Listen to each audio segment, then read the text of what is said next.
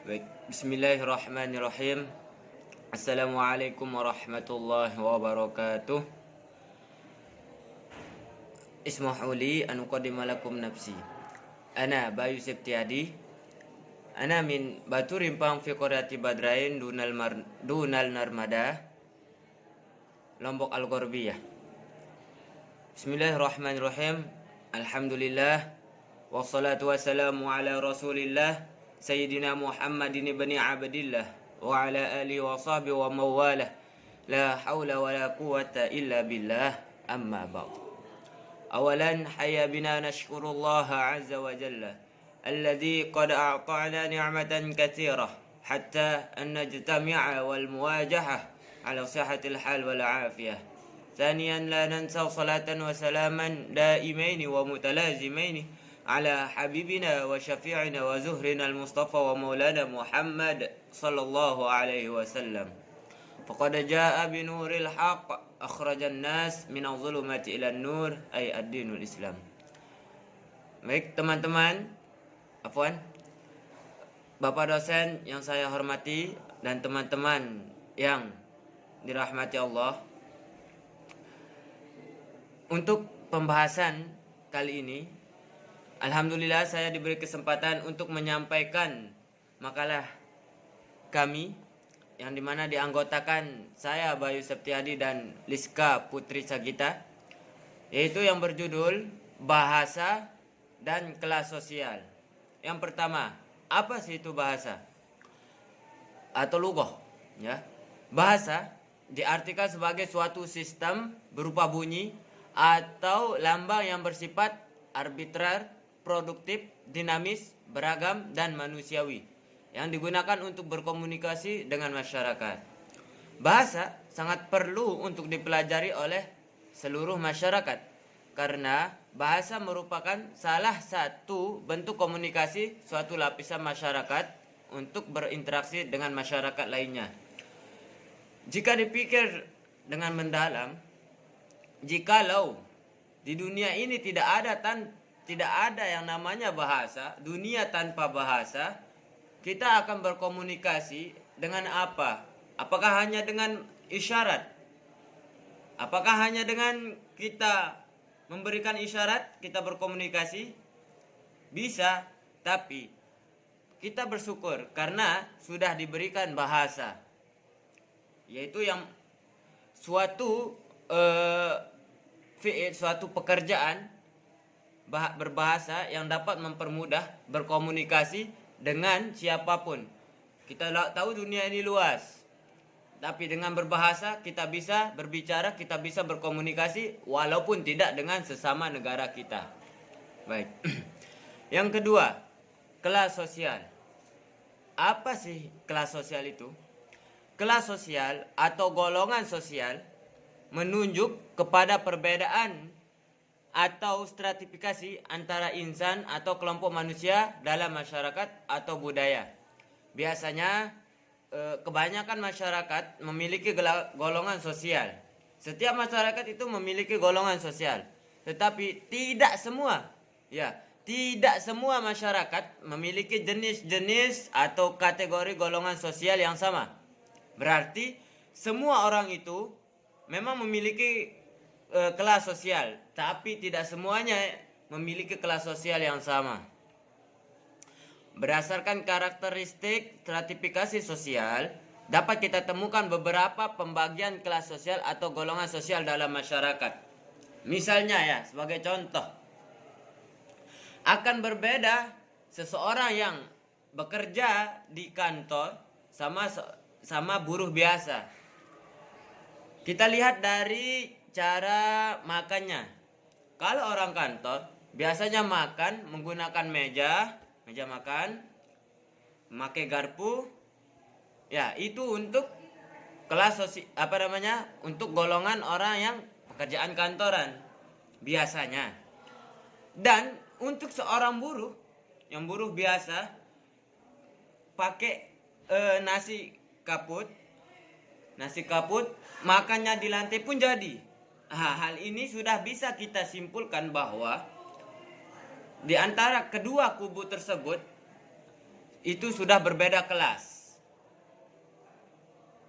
Juga misalnya seperti di bus di Jakarta, yang misalnya orang yang memesan tiket bus yang VIP, mereka bisa duduk, bisa santai. Beda dengan yang memesan tiket biasa, mereka hanya bisa mendapatkan tempat yang berdiri, yang bergelantungan. Itu juga merupakan perbedaan kelas sosial. Itu sebagai contohnya untuk kelas sosial. Sebagai contoh untuk secara umum, secara pribadi kita yang ada di dekat kita, contoh sederhana, berbeda yang semester yang di kampus, khususnya yang di kampus, yang di kuliah. Berbeda mahasiswa yang maba sama yang cutting. Kalau yang maba, ya karena pernah kita rasakan, yang maba masuk kampus, tanya sana sini di mana letak gedung untuk mereka. Mereka pasti bertanya. Kalau kita yang cutting masuk kampus sudah tahu di mana gedung kita, yang gedung ini siapa yang punya, apa namanya. Itu juga merupakan sudah perbedaan kelas. Ya. Kalau kita kan sudah semester 5, mereka baru semester 1. Seperti itu. Itu juga merupakan contoh dari kelas sosial. Tapi walaupun kita berbeda, ini untuk sebagai pesan untuk kita semua, walaupun kita berbeda, tapi semboyan kita di Indonesia, Bhinneka Tunggal Ika, berbeda tapi tetap satu jua. Kita tahu di Indonesia itu mempunyai beragam suku bangsa. Afwan sedikit. Saya mendengar lagu dari Roma yang mengatakan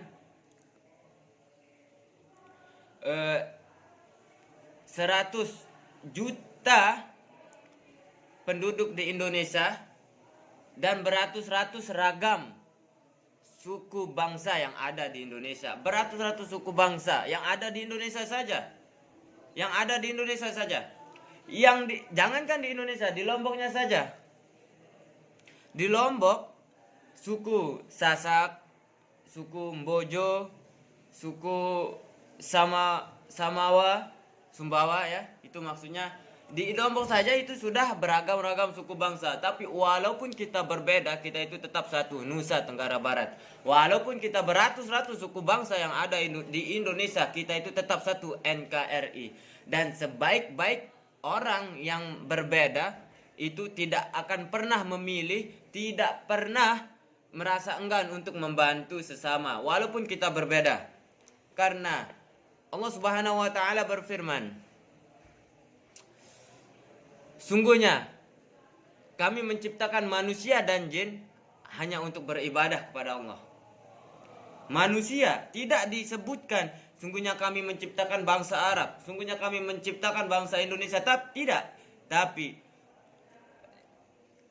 diciptakannya manusia, langsung manusia secara umum, bahwa kita itu semuanya sama. Walaupun di dunia kita itu memiliki kelas sosial, tapi di hadapan Allah kita itu semuanya sama. Apakah hal ini menjadi problem atau menjadi masalah di dunia karena adanya kelas sosial? Tidak. Karena itu sudah ketentuan Allah. Allah Subhanahu wa taala berfirman dalam surah Al-Hujurat ayat 13.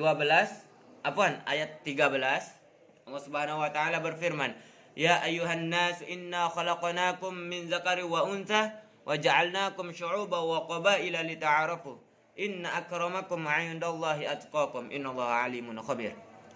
Yang pertama kali di ayat tersebut, ya ayyuhan nas, manusia.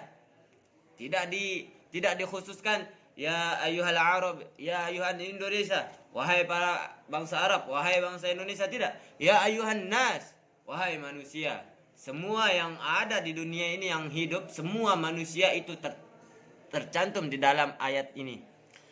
Inna khalaqnakum min zakari wa untha. Sungguhnya kami menciptakan kalian dari laki-laki dan perempuan. Wa ja'alnakum syu'uban wa qabaila lita'arafu.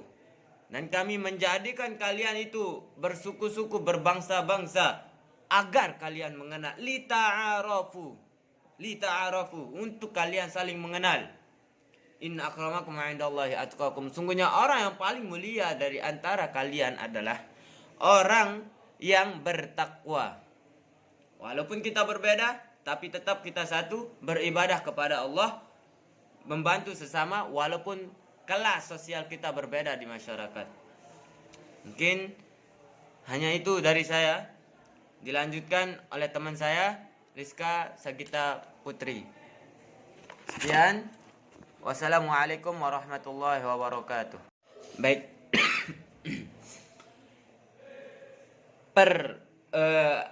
Keterkaitan ilmu lughah dengan kelas sosial. Misalnya di Lombok untuk untuk keturunan bangsawan yang laki-laki di Lombok itu disebut lalu. Kalau untuk perempuan baik.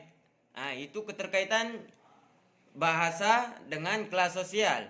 Dan juga dari segi bahasanya, kalau bahasa Sasak, biasanya orang yang keturunan bangsawan, baik yang laki-laki maupun perempuan, itu bahasanya agak beda. Misalnya kalau orang yang keturunan bangsawan itu biasanya semuanya pakai bahasa halus. Kita pun orang biasa yang tidak keturunan bangsawan, kalau kita bicara dengan orang yang keturunan bangsawan, itu juga mengalihkan bahasa. Yang tadinya bahasa kita biasa pakai apa, aku, diganti kalau kita berbicara dengan orang yang berketurunan bangsawan menjadi napi, tiang. Ini kalau di Lombok. Dan juga di Jawa, di Jogja kalau nggak salah, untuk perempuan yang belum menikah itu dinamakan Raden Ajeng. Kalau yang belum menikah, kalau yang udah menikah Raden Ayu. Ya. Nah, itu juga perbedaan untuk keturunan bangsawan yang ada di Jogja untuk perempuan yang sudah menikah dan yang belum menikah. Dan juga dicontohkan secara umum jikalau Bapak dosen atau teman-teman sekalian yang suka nonton film Kian Santang, berbeda bahasanya di saat dia mengungkapkan kata untuk memanggil rajanya. Biasanya memakai Prabu. Dan untuk patihnya atau pengawal atau adipatinya, nah itu juga termasuk kelas sosial yang berkaitan dengan lughah bahasanya, adipati. Kalau mereka mau pergi, mohon izin untuk pergi, saya contohkan, saya pergi dulu ke sana. Itu juga merupakan keterkaitan bahasa dengan kelas sosial. Memakai kisana, memakai Prabu. Untuk perempuan memakai kanjeng. Itu juga merupakan keterkaitan antara lughah bahasa dengan kelas sosial. Sekian. Baik, Assalamualaikum warahmatullahi wabarakatuh. Saya akan menjelaskan menyimpulkan penjelasan dari Saudara Bayu Septiadi. Bahasa diartikan sebagai suatu sistem berupa bunyi atau lambang yang bersifat arbitrary, produktif, dinamis, beragam, dan manusiawi, yang digunakan untuk berkomunikasi dengan masyarakat. Jadi bahasa itu sangat perlu dalam kalangan masyarakat ya guys, ya teman-teman. Jadi bahasa itu sangat perlu untuk dipelajari oleh masyarakat karena bahasa merupakan salah satu bentuk komunikasi suatu lapisan masyarakat untuk berinteraksi dengan masyarakat lainnya. Contohnya kita bisa berinteraksi atau enggak kita bisa menyatakan perasaan masing-masing itu melalui lewat bahasa, begitu maksudnya. Terus kelas sosial atau golongan sosial merujuk kepada perbedaan hierarkis atau stratifikasi antara insan atau kelompok manusia dalam masyarakat atau budaya. Biasanya kebanyakan masyarakat memiliki golongan sosial, tetapi tidak semua masyarakat memiliki jenis-jenis kategori golongan sosial yang sama. Berdasarkan karakteristik stratifikasi sosial, dapat kita temukan beberapa pembagian kelas atau golongan dalam masyarakat. Mungkin itu saja yang bisa saya sampaikan. Lebih dan kurangnya kami mohon maaf. Billahi taufiq wal hidayah. Assalamualaikum warahmatullahi wabarakatuh.